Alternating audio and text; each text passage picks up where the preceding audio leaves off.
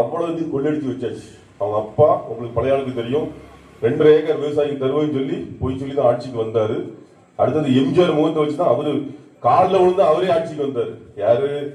எம்ஜிஆர் வச்சுதான் அண்ணா காலில் விழுந்தா யார் வந்தாரு? கலைஞரே வந்தாரு. இப்போ எடப்பாடி வந்து தவிர்த்துட்டாரு. இப்ப நானே பஞ்சாயத்து தலைவர் ஆகின அன்னைக்கு நான் யாரும் காலையும் விட மாட்டேன். என் கேரக்டர் அப்படி.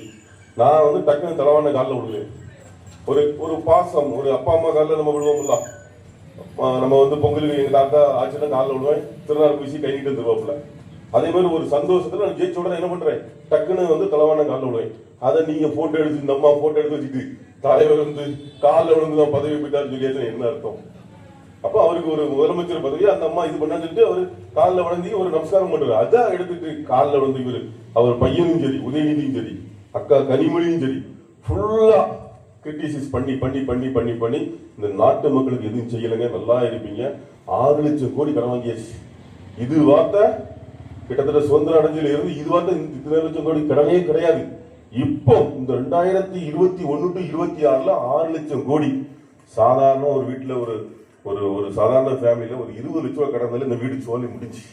அந்த வட்டி, இந்த வட்டி, ஜுவல்ஸ் வட்டி, வீட்டு லோன் வட்டி, அது இருந்தாலும் அந்த வீடு நிம்மதி எல்லாம் போய் ஹெல்த் போய் ஸ்பாயில் ஆயிரும்.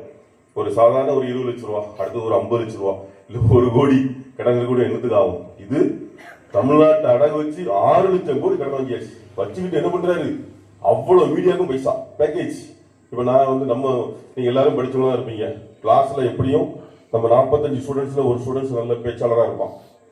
இப்படி இந்த பேச்சாளர்லாம் இவங்க தமிழ்நாடு முழுக்க செலக்ஷன் பண்ணி package 6 month package, 3 month package, எதை பத்தி பேசணும்? திமுக முதலமைச்சர் நம்பர் 1 அப்படின்னு பேசணும்னு சொல்லிட்டு ஃபுல்லா அவ்வளவு மீடியா, அவ்வளவு விவாதம் மேடை. இந்த பாத்தீங்கன்னா 21ல இருந்து இவங்க வந்து டெய்லி வந்து பாத்தீங்கன்னா என்ன பண்ணுவோம்? ஓபிஎஸ் பேசிட்டாரு, சசிகலா பேசிட்டாரு, டிடிவி இப்படி பேசிட்டாரு. இதே தான் ஃபுல்லா.